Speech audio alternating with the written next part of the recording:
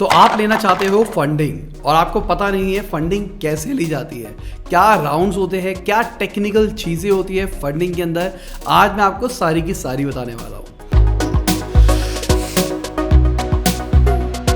आपके पास में एक बहुत बढ़िया आइडिया है और आप उसको एक बिजनेस बनाना चाहते हो। आप सोचते हो कि उससे मैं करोड़पति बन जाऊंगा। तो सबसे पहले उस आइडिया को आपको टेस्ट करना पड़ेगा। टेस्ट करने के लिए सबसे पहले आपको MVP बनाना पड़ेगा। MVP क्या होता है? MVP का मतलब होता है मिनिमम वायबल प्रोडक्ट। मतलब आप एक बेसिक वर्जन अपने प्रोडक्ट का निकालते हो मार्केट में और चेक करके देखते हो जो आप सोच रहे हो क्या वो चीज़ मार्केट में काम भी करती है या फिर नहीं करती है। MVP के ऊपर एक डिटेल वीडियो मैंने पहले ही बना दी है, आप जाके उसको देख सकते हैं। डिटेल के अंदर मैंने वो समझा रखा है। तो अभी MVP बनाने के लिए आपको चाहिए पैसे। अब वो पैसे कहाँ से आएंगे?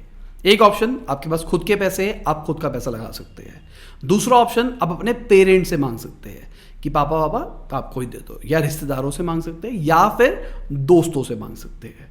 मेजरली अगर बात करके चले MVP टेस्ट करने के लिए आपको यहीं कहीं से पैसा मिलेगा।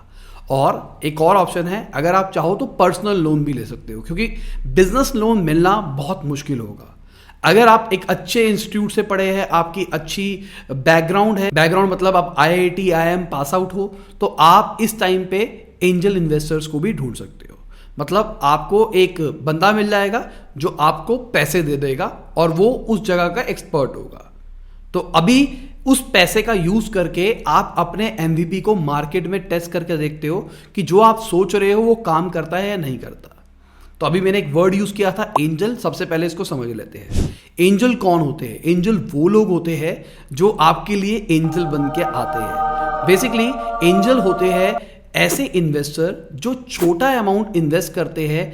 आइडली वो अर्ली स्टेज स्टार्टअप्स के अंदर करते हैं, जब बंदा अपना MVP टेस्ट कर रहा होता है, मतलब बहुत ही अर्ली स्टेज के अंदर होता है। और वो लोग होते हैं एक्सपर्ट इंडस्ट्री के। तो जैसे एग्जांपल के लिए कि कोई फाइनेंस का एक्सपर्ट है, उसने कोई फाइनेंस की बड़ी कंपनी बना रखी है या उसको फाइनेंस की फील्ड में बहुत ज़्यादा एक्सपीरियंस था, तो उसको लगता है मुझे फाइनेंस के बारे में पता है, प्लस उसके पास में पैसे भी है। तो अगर आप उसके पास जाते हो और कहते हो कि मुझे पैसों की रिक्वायरमेंट है और आपका बिजनेस वो समझता है, आपसे ज़्यादा उसको एक्सपीरियंस है, तो आपको बिजनेस को जल्दी समझ पाता है और उसको लगता है बिजनेस चल सकता है, तो वो आपको पैसे देगा। इन रिटर्न आपकी कंपनी के शेयर्स ले लेगा। तो यहाँ पे दो चीज़ें हो रही है। एंजल आपको पैसा दे रहा है, आपका MVP टेस्ट हो रहा है, आपका बिजनेस बढ़ रहा है। एंजल के पास में बिना मेहनत करे, मतलब मेहनत करनी है, दिमाग, आइडियाज, मेंटरशिप देनी है, पर उसको हार्डवर्क नहीं करना, आइडिया सोचने का, ग्राउंड काम नहीं करना है, कुछ नहीं करना है, पर उसको इक्विटी मिल जाती है कंपनी की। अब अगर आपका आइडिया सक्सेसफुल होता है और आप आगे एक बड़ी कंपनी बनते हो, तो उस बड़ी कंपनी का एक छोटा सा पार्ट वो एंजल भी रहने वाला है, क्योंकि उन्होंने इनिशियली आपकी हेल्प करी थी। तो यहाँ पे सवाल निकल के आता है, जो एंजल राउंड होता है, यहाँ पे कितने % हमारी कंपनी का जा सकता है? तो ये मान के चलो एंजल राउंड पे 20% तक कंपनी का चला जाता है। और अगर आप बहुत ही अर्ली स्टेज पे हो और आपको कुछ भी नहीं पता, पूरी मेंटरशिप चाहिए और आपको पैसे भी ज़्यादा चाहिए, तो आपको शायद और ज़्यादा देना पड़ेगा।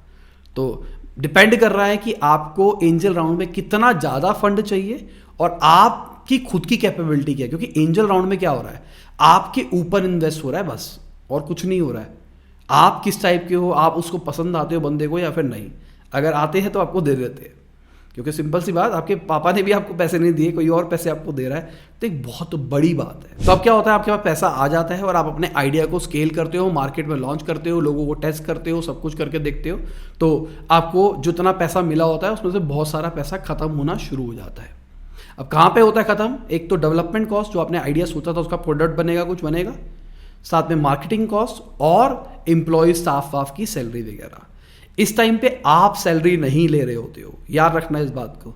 आप सैलरी नहीं ले रहे होते या फिर बहुत ही मिनिमम सैलरी ले रहे होते हो, जिससे बस आपका सर्वाइवल कट रहा होता है। चाहे आप कोई भी हो, चाहे आप IIT and IIM कोई भी हो, आपको कितने साल का एक्सपीरियंस हो, यहाँ पे आपको मिनिमम सैलरी मिलेगी। यहाँ पे आप बहुत सारा पैसा नहीं उठा सकते, क्योंकि अभी टेस्ट हो रहा है प्रोडक्ट, पता ही नहीं है प्रोडक्ट चलेगा नहीं चलेगा।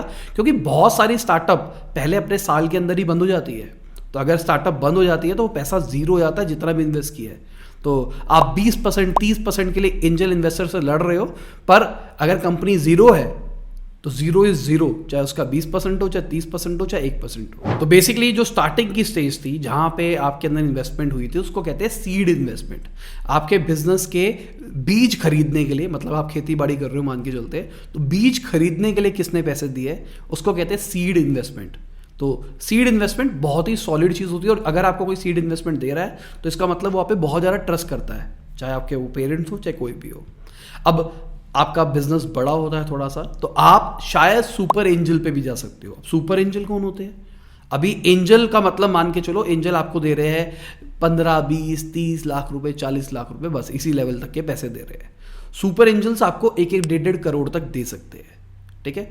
अब इक्विटी कितनी ले रहे हैं, क्या नहीं ले रहे हैं, उस चीज़ को भी हम बाद में समझेंगे, पर पहले ये समझ लो कि वो इतने रुपए तक के दे सकते हैं। तो अगर आपको बिजनेस करने के लिए 1-1.5 करोड़ रुपया चाहिए तो आप सुपर एंजल राउंड पे जा सकते हो। तो पहले एंजल किया, उसके बाद में सुपर एंजल के ऊपर गए, ठीक है। तो सुपर एंजल वो होते हैं जो लोग रिलेटिवली बहुत ही सक्सेसफुल होते हैं, वो उस इंडस्ट्री के टॉप बंदे होते हैं, उनको सब जानते होते हैं पूरी इंडस्ट्री के अंदर। तो जैसे अगर आप एडटेक कर रहे हो तो बायजूस ने जो जी है, बायजूस कंपनी के जो फाउंडर है उन्होंने आप में इन्वेस्ट कर दिया, या फिर गौरव मुंजाल ने आपकी कंपनी में इन्वेस्ट कर दिया। मतलब जो टॉप लेवल ऑफ एडटेक है वो आपके अंदर इन्वेस्ट कर रहे हैं, वो मैं सुपर एंजल कह के चल रहा हूं। तो अब बात करते हैं इक्विटी की। तो सबसे पहली बात समझो आपकी कंपनी की वैल्यूएशन कितनी है।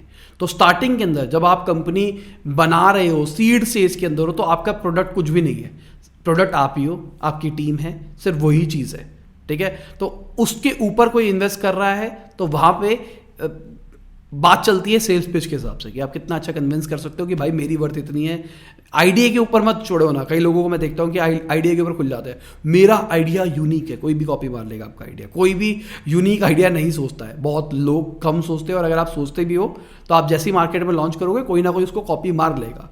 तो यूनिकनेस कभी भी नहीं होती है, एग्जीक्यूशन मैटर करती है। तो आपको एंजल राउंड में प्रूव करना है कि मैं एग्जीक्यूशन में बहुत अच्छा हूं। तो अगर आप मुझे पैसा देते हो तो मैं बहुत ही अच्छे एग्जीक्यूट करके कंपनी को बहुत बड़ा कर सकता हूं। तो अगर कोई कन्विंस होता है तो आपको अच्छी वैल्यूएशन पे इक्विटी दे सकता है। तो इसका एक और स्टैंडर्ड चलता है कि लोग पूछते हैं कि आपको कितना चाहिए, आपने कहा मेरे को 30 लाख रुपए चाहिए, वो कहेगा ये ले 30 लाख रुपए। इक्विटी कितनी है? जब तू नेक्स्ट राउंड करेगा ना, नेक्स्ट राउंड पे जो भी तेरी वैल्यूएशन होगी उस पे 20% प्रीमियम दे दियो मुझे, ठीक है। इसका मतलब ये हुआ कि 30 लाख है, 20% 30 लाख का इस 36 लाख रुपए, ठीक है।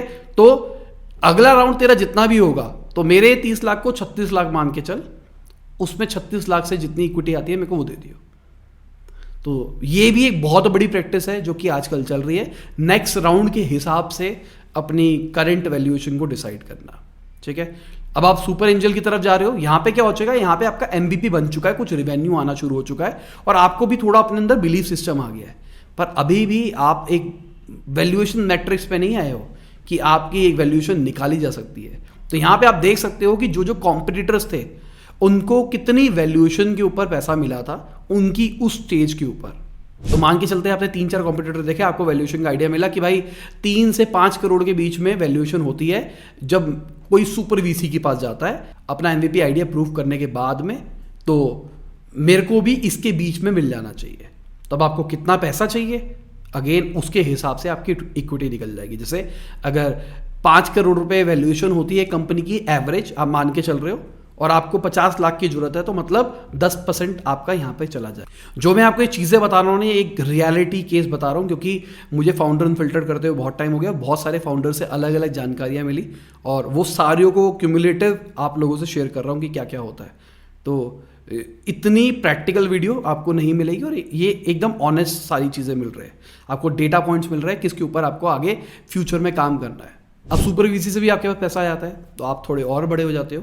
थोड़े और बड़े होने के बाद में आप अपने आइडिया को पक्का कर चुके होते हो। पक्का करने का मतलब, हाँ भाई अब मेरा बिजनेस मॉडल सक्सेसफुल है, लोग मेरा प्रोडक्ट लेना चाहते हैं, लोग मेरा प्रोडक्ट यूज करना चाहते हैं, लोगों को मेरा आइडिया पसंद आया है। जब ये स्टेज आती है तब आता है वीसी राउंड, ठीक है। वीसी राउंड क्या होता है, जिसको हम कहते हैं सीरीज ए बी सी, ठीक है। तो वीसी राउंड में क्या होता है, वेंचर कैपिटलिस्ट आपकी कंपनी के अंदर इन्वेस्ट करता है। वेंचर कैपिटलिस्ट कौन होता है? वेंचर कैपिटलिस्ट एक कंपनी है जिसके अंदर बहुत सारे लोगों ने पैसा इन्वेस्ट कर रखा है, और वो कंपनी उन लोगों के बिहाफ पे पैसा इन्वेस्ट करती है स्टार्टअप्स के अंदर। और उनको वो रिटर्न देने का प्रॉमिस करते हैं कि आपको रिटर्न देंगे, ठीक है। तो सिक्वोया कैपिटल जैसे आपने बहुत सारी कंपनियों के नाम सुने होंगे, वो सारे के सारे वीसीज है। तो आइडियली मान के चलो आपको सीरीज ए के अंदर बहुत बड़े बड़े वीसीज शायद ना मिले, एक छोटे लेवल के वीसी मिलेंगे। तो वीसी की भी कैटेगरी है, एक है माइक्रो वीसी। तो माइक्रो वीसी का जो पूल साइज मान के चलो 70 लाख से 1.5 करोड़ तक का होता है, तो वो आपको 70 लाख से 1.5 करोड़ रुपया दे सकते हैं। अगेन वही सीन होगा कि आपकी कंपनी की वैल्यूएशन कितनी है और उसके हिसाब से आपको कितना पैसा चाहिए, आपकी कैलकुलेशन निकाल दी जाएगी। पर बात यह है, जब भी वीसी आ रहा है, वीसी का मतलब है आपका आइडिया प्रूफ हो चुका है, मतलब आप जो सोच रहे हो वो लोग पसंद करते हैं, लोगों को वो चीज़ चाहिए, तो तभी कहा जाता है series A round. Series A round का मतलब वीसी ने पहली बार ठप्पा लगा दिया है कि भाई ये कंपनी इज गुड। तो सीरीज ए राउंड का मतलब पहला ठप्पा लग गया वीसी से। अब वीसी आपके कंपनी में इन्वेस्ट ऐसे नहीं करेगा एंजल की तरह। एंजल क्या कर रहा है, वो आपसे बात कर रहा है, पसंद आया, लगा चलो यार लगा देते हैं पैसे, आपका आइडिया आया, समझ में आ गया। पर वीसी क्या कर रहा है, वीसी के पास में पूरी रिसर्च है, आप जो बातें बोल रहे हो वो बातें क्रॉस चेक कर रहा है पूरा इन डेप्थ, बहुत सारी चीज़ें हो रही है इसके अंदर टेक्निकल लेवल के ऊपर। तो यहाँ पे क्या होता है, सबसे पहले आपको ऑफर दिया जाता है, उसके अंदर टर्म्स एंड कंडीशन लिखी जाती है, फिर उसके बाद में उसको क्रॉस चेक किया जाता है कि सब कुछ सही है या फिर नहीं है, उसके बाद में आपको पैसा दिया जाता है। और कई बार आपको पूरा पैसा एक गो के अंदर मिलता है, कई बार आपको टुकड़ों के अंदर मिलता है। एंजल राउंड में उतना ज़्यादा नहीं होता है, आइडियली कई बहुत सारे एंजल्स को करना चाहिए, पर उतना ज़्यादा नहीं होता है जितना वीसी लेवल के ऊपर होता है। तो अगर वीसी का ठप्पा लग गया, इसका मतलब ये है कि आप जो बातें बोल रहे हो नंबर वाइज सब कुछ, वो सब कुछ सही है। तो यहां पे जब वीसी राउंड पे पहुंचते हैं, तब यहां पे वैल्यूएशन का गेम आना शुरू हो जाता है, एक वैल्यूएशन का नंबर क्रिएट होना शुरू हो जाता है। अब क्या होता है, यहां पे 2-3 तरीके हैं वैल्यूएशन निकालने के। एक क्या है, एक है रेवेन्यू मल्टीपल, मतलब आपकी कंपनी का एनुअल रेवेन्यू कितना है और आपको कितना मल्टीपल मिलना चाहिए। तो अब कितना मल्टीपल मिलना चाहिए कैसे होगा, जैसे कि मान के चलते हैं आपको पता लगा कि यार मेरी इंडस्ट्री के अंदर ये 5 कंपनियां हैं जो मेरे कंपटीशन के अंदर है और ये मुझसे बहुत आगे है। अगर मैं इन सबको टॉप लेवल पे सेट करके देखूं 1 2 3 4 5, तो इन्होंने इतना इतना रेवेन्यू क्रिएट किया और इनको इतनी फंडिंग मिली, तो वहां से आप निकाल सकते हैं कि कितने रेवेन्यू के ऊपर कितनी वैल्यूएशन उनको मिली है, तो आपको आइडिया मिल जाएगा कितने एक्स का मल्टीपल मिला है। तो जैसे एग्जांपल के लिए आपने अपना कॉम्पिटिटर देखे, आपको 3-4 कॉम्पिटिटर मिल गए, तो आपने एक कॉम्पिटिटर देखा जिसको 1000 करोड़ की वैल्यूएशन मिल रखी है और उसका एनुअल रेवेन्यू 100 करोड़ का था। तो इसका मतलब जो रेवेन्यू है वो 10 गुना ज़्यादा है कंपनी के वैल्यूएशन से। ऐसे ही आपने सारी कंपनियों को देखा, तो आपको एक आइडिया मिला कि मेरी इंडस्ट्री के अंदर रेंज रह रही है 10 से 15 के बीच की, ठीक है। तो आप अगर जा रहे हो तो आपको उनके कंपटीशन में अपने आप को कहाँ समझते हो, उसके हिसाब से आप मल्टीपल ले सकते हो, ठीक है। तो अगर 10 से 15 की रेंज मिल रही है तो आप 12 मांग सकते हो, और आपको लगता है कि आप टॉपर से बैठिया हो तो आप 15 से भी ऊपर मांग सकते हो।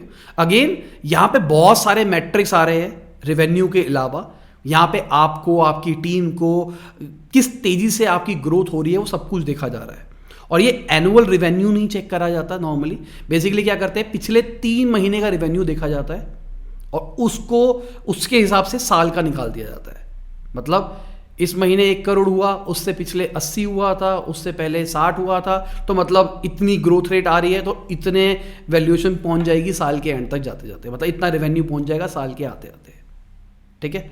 तो उससे प्रोजेक्ट किया जाता है कि भाई कितनी वैल्यूएशन होगी, ठीक है। ये एक तरीका है वैल्यूएशन करने का। इसके अंदर अगेन मैं बता रहा हूं कि क्या क्या चीजें आ रही है इसके अंदर, आपकी टीम, आपकी टेक्नोलॉजी, आपकी यूएसपीज, बहुत कुछ आ रहा है, ये सारे फैक्टर्स भी आ रहे हैं, ठीक है। तो ये एक तरीका था। दूसरे तरीके में क्या किया जाता है, अगर आपकी कंपनी प्रॉफिटेबल है तो कई बार पैट का मल्टीपल लिया जाता है। पैट मतलब प्रॉफिट आफ्टर टैक्स, जितना आपका साल का प्रॉफिट बन रहा है आफ्टर टैक्स उसका कुछ मल्टीपल हो जाता है। अगेन यहाँ पे भी आप इंडस्ट्री से कंपेयर कर सकते हैं, पर अगर आप स्टार्टअप कर रहे हैं आज के टाइम पे तो मुश्किल होगा कि आप किसी इंडस्ट्री स्टैंडर्ड आपको मिले, क्योंकि अर्ली स्टेज पे बहुत सारी स्टार्टअप्स लॉस में होती है। तो लॉस में होती है तो प्रॉफिट होता ही नहीं है, तो उनका मल्टीपल तो इन्फाइनाइट है अगर पैट के हिसाब से देखा जाए। सीरीज ए होने के बाद में होती है सीरीज बी। अब सीरीज बी में क्या हुआ, एक और वीसी का ठप्पा लग गया कि भाई ये कंपनी इज डूइंग गुड, हमको लगाना चाहिए, ठीक है। अब आपको पैसों की फिर से रिक्वायरमेंट थी, आपने सीरीज बी भी रेज कर लिया। अब सीरीज बी को समझने की कोशिश करो कि सीरीज बी में क्या हो रहा है। आपके पास में जो पहला सीरीज ए में पैसा आया था वो लिमिटेड आया था, सीरीज बी में बहुत ज़्यादा रिलेटिवली पैसा आएगा। और यहाँ पे आप कर रहे हो कि भाई मुझे मार्केट में अच्छा डोमिनेंस क्रिएट करना है, मार्केट लीडर नहीं बनना, पर मेरे को एक अच्छा सब्सटेंशियल मार्केट शेयर चाहिए। तो मार्केट शेयर का मतलब प्रॉफिट नहीं है, ठीक है। और यही सैड स्टोरी है हमारे इकोसिस्टम की, स्टार्टअप इकोसिस्टम की। यहाँ पे क्या हो रहा है, मतलब आपने एक बार सीरीज ए ले लिया तो अब आप चले जाते हो हाइपर एक्सेलरेशन मोड के ऊपर। तो मतलब आपने सीरीज ए के अंदर 100 करोड़ रुपए लिए और आप मान के चलते हैं आपका 1000 करोड़ का रेवेन्यू था, तो अब आपको 100 करोड़ रुपए चला के 6 महीने के अंदर ये अपना प्रोजेक्टेड रेवेन्यू 3000 करोड़ ले जाना है। वो वीसी आपको फोर्स करेगी, मतलब मैं हर वीसी की बात नहीं कर रहा, पर आइडली, क्योंकि उनको भी पैसा कमाना है ना, वो ऐसे नहीं बैठे हुए, तो उनको आपकी कंपनी ग्रो करेगी, आपका रेवेन्यू ग्रो करेगा, तभी आपकी वैल्यूएशन ग्रो करेगी। तो यहाँ पे क्या करेंगे, वो आपको पुश करेंगे भाई और रेवेन्यू लाओ और रेवेन्यू लाओ और रेवेन्यू लाओ। तो आपने 100 करोड़ रुपए लिए, 6 महीने के अंदर सारे के सारे जला दिए और आपने 1000 करोड़ की जगह 3000 करोड़ का अपना रेवेन्यू रिपोर्ट किया। अगेन मार्केट स्टैंडर्ड मान के चलते हैं, वही सेम चल रहा था, 10x का मल्टीपल, तो आपको 300 करोड़ मिल गए, आपकी वैल्यूएशन 3 टाइम्स हो गई विद इन 6 मंथ्स। और ऐसा ये नया नहीं है, अगर आप देखोगे बहुत सारी स्टार्टअप्स 6 महीने 1 साल में यूनिकॉर्न बन रही है। वो क्यों बन रही है, हाइपर एक्सेलरेशन के चक्कर में। मतलब पैसा आता है, वो 2 महीने के अंदर खत्म करके अगला राउंड रेज कर लेते हैं, और प्रॉफिट तो करना ही नहीं है। गोल है हमारा, हमको रेवेन्यू बढ़ाना है, क्योंकि अभी पूरी जो कैलकुलेशन समझ में आई इसमें रेवेन्यू ही तो बढ़ रहा है। तो सीरीज ए, बी, सी भी ऐसा ही होगा, डी भी ऐसा होगा। बस क्या होगा, जैसे जैसे सीरीज बढ़ती चली जाएगी आपकी वैल्यूएशन बढ़ती चली जाएगी और आपको जो पैसा मिलेगा वो बढ़ता चला जाएगा। अगर आप लेटर स्टेज ऑफ राउंड्स की बात करके चलो तो आपको हो सकता है $1 बिलियन रेज हो जाए अगले राउंड के अंदर। 1 बिलियन एक राउंड के अंदर आप रेज कर रहे हो। और एक चीज और क्लियर करना चाहूंगा, ये सीरीज ए, बी, सी ये नहीं हो रहा है एक इन्वेस्टर लगा रहा है आपके अंदर पैसा। हो सकता है कुछ एंजल्स भी है, कुछ सुपर वीसीज भी है और मल्टीपल वीसी कंपनियां भी है, जिसके अंदर कुछ माइक्रो है, कुछ बड़ी भी है, सब मिलके पूल साइज दे रही है। फिर ऐसे ही आप फंडिंग रेस करते रहते हो, अपनी कंपनी बढ़ाते चले जाते हो, उसके बाद में आईपीओ निकाल दिया जाता है उस करंट वैल्यूएशन के ऊपर। और लॉस मेकिंग कंपनी को आम जनता, क्योंकि उस प्रोडक्ट को यूज कर रही होती है, जिनको बिजनेस के बारे में बहुत सारी समझ नहीं होती है, वो ले लेती है। अगर वो उसको ले लेती है और वो प्रॉफिट रिपोर्ट नहीं करता तो स्टार्टिंग में तो सबको लगता है अच्छा अच्छा अच्छा, उसके बाद हमने अभी स्टार्टअप के आईपीओस का हाल देखा है कि क्या होता हो हमको दिखाई दिया है। वो रीजन यही हुआ था कि वो इतनी ज्यादा वैल्यूएशन बढ़ गई जो कि समझ में नहीं आ रही थी। देखो सिंपल सी बात, एक सवाल पूछता हूं आपसे, अगर आप एक कंपनी को खरीदना चाहते हो, थोड़ा हाइपोथेटिकल क्वेश्चन है, शायद आपने कभी सोचा भी ना हो, शायद आपकी एज ना हो, शायद आपका भी उतना बिजनेस इंटेलेक्ट ना हो कि आप इन चीज़ों को समझ पाओ, पर समझने की कोशिश करो थोड़ा ध्यान से। अब आपको एक कंपनी खरीदनी है, आपको लपास खरीदना है, ठीक है। लपास का पिछले साल का प्रॉफिट था 50 करोड़ रुपए का, ठीक है। अब आप कितने रुपए में लपास को खरीदोगे, ठीक है। तो एक नॉर्मल बिजनेसमैन, अगर आपके घर में कोई बिजनेस वाला हो या कोई रिश्तेदार उससे पूछना कि अगर आप बिजनेस को खरीदो क्या खरीदोगे, तो वो कहेगा यार 3 साल के प्रॉफिट का ले लेंगे, 4 साल के प्रॉफिट का ले लेंगे, ऊपर से गुडविल रख देंगे थोड़ी सी। ये ऐसी ही बात चलती है अगर बिजनेस पॉइंट ऑफ व्यू से बात करके चले। 50 करोड़ का प्रॉफिट, हम 4x मल्टीपल ले गए, तो 4x मतलब 200 करोड़, ऊपर से 50 करोड़ या 100 करोड़ आपने उसका दे दिया, 300 करोड़ रुपए हो गया। पर आज के टाइम पे बहुत सारी ऐसी स्टार्टअप्स है जो कि इतना प्रॉफिट भी रिपोर्ट नहीं करती है और उनकी वैल्यूएशन भूल जाओ। अभी जो हमने वीसी वाली बात करके चली, आपके दिमाग में आ रहा है भाई हमको ये रास्ता नहीं लेना, हमको ये गलत काम नहीं करना। गलत काम नहीं है, बहुत पैसा मिल रहा है इस पूरे रूट के अंदर, ठीक है। एट लास्ट अगर आप अपनी कंपनी के बेचे जा रहे हो, हर राउंड में बेचे जा रहे हो, तो आपकी इक्विटी कम होती जा रही है। आपकी कंपनी आईपीओ तक आते आते आपकी कंपनी के अंदर आपके पास में 5% ही शेयर है, पर 1 लाख करोड़ की कंपनी का 5% बहुत बड़ा होता है, चाहे वो लॉस मेकिंग भी हो, ठीक है। इस बात को समझो। पर दूसरी साइड पे आप कहते हो भाई कोई ये चीज़ नहीं करनी, भाई अपना प्रॉफिट करेंगे, अपने घर पे रखेंगे, सुकून से रहेंगे, कोई इन्वेस्टर नहीं चाहिए, तो आपके पास एक और रास्ता है। वो रास्ता क्या है, आपने स्टार्टिंग के अंदर अपने पेरेंट्स से, फ्रेंड से कहीं से पैसा ले लिया या फिर पर्सनल लोन से पैसा ले लिया और आपने फूक फूक के पैसा खर्च किया और आपका गोल था प्रॉफिटेबल रहना। आपने धीरे धीरे प्रॉफिट बढ़ाया अपना और जो प्रॉफिट आ रहा था वो कंपनी के अंदर री इन्वेस्ट कर रहे थे। करते करते धीरे धीरे करके आप बढ़े। ठीक है, तो ऐसी भी स्टोरीज है इंडिया के अंदर ही, जैसे जीरोधा की बात करके चले, ज़ोहो की बात करके चले, ये लोग बूटस्ट्रैप्ड कंपनियां हैं। बूटस्ट्रैप यही होता है कि अपना पैसा लगा के धीरे धीरे ग्रो करना, और वो आप देख सकते हैं कितनी बड़ी बन गई है। पर आज के टाइम पे एक सैड रियलिटी और होती जा रही है कि आज के टाइम पे बूटस्ट्रैप करना रिलेटिवली मुश्किल हो रहा है, अगर आपके पास कुछ अलग ना हो तो। मुश्किल क्यों हो रहा है इस बात को भी समझने की कोशिश करो, क्योंकि मैं हूं और आप हो कंपटीशन के अंदर। ठीक है, कस्टमर को कुछ नहीं पता कि हम क्या कर रहे हैं क्या नहीं कर रहे, और कस्टमर को कोई लेना देना भी नहीं है कि आप बूटस्ट्रैप्ड हो मैं फंडेड हूं, किसी को कोई फर्क नहीं पड़ रहा है। ठीक है, आज मैं 100 रुपए का प्रोडक्ट बेचने के लिए 150 रुपए खर्च करने के लिए तैयार हूं, मुझे कोई फर्क नहीं पड़ता, है ना। पर आप 100 रुपए का प्रोडक्ट बेचने के लिए 30-40 रुपए से ऊपर खर्च नहीं कर सकते, क्योंकि अगर आपका प्रॉफिट नहीं बनेगा तो 6 महीने 2 साल के अंदर 1 साल के अंदर आपकी कंपनी बंद हो जाएगी। आइडली पहले कहा जाता था कि अगर आपको फंडिंग रेस करनी है तो आपको 15 महीने तक का रनवे रखना है। 15 महीने तक का रनवे का मतलब होता था कि आपने अभी राउंड रेस किया और 15 महीने के बाद अगर आप रेस करोगे तो इतना पैसा आपके पास में होना चाहिए। पर अभी पिछले कुछ महीनों के अंदर ही, कुछ सालों के अंदर हमने ऐसा देखा है कि कंपनीज ने कुछ महीने के अंदर ही रेस किया है, और ऐसी ऐसी कंपनीज में निकल के आई है जिन्होंने कुछ महीने पहले ही रेस किया था और बहुत सारा पैसा रेस किया, उसके बाद उन्होंने कहा भाई हमारे पैसे खत्म हो गए, हम बैंकरप्सी के लिए फाइल कर रहे हैं। तो अगर हम इंडिया की बात करके चलते हैं तो इंडिया के अंदर मेजॉरिटी ऑफ बिजनेस बूटस्ट्रैप्ड ही है। जितने भी आप दुकानदार देखते हो, अगर किसी के पापा बिजनेस करते हैं, ज़्यादातर लोग बूटस्ट्रैप है, मैं भी बूटस्ट्रैप्ड हूँ। तो बूटस्ट्रैप्ड होना कुछ बुरा नहीं है।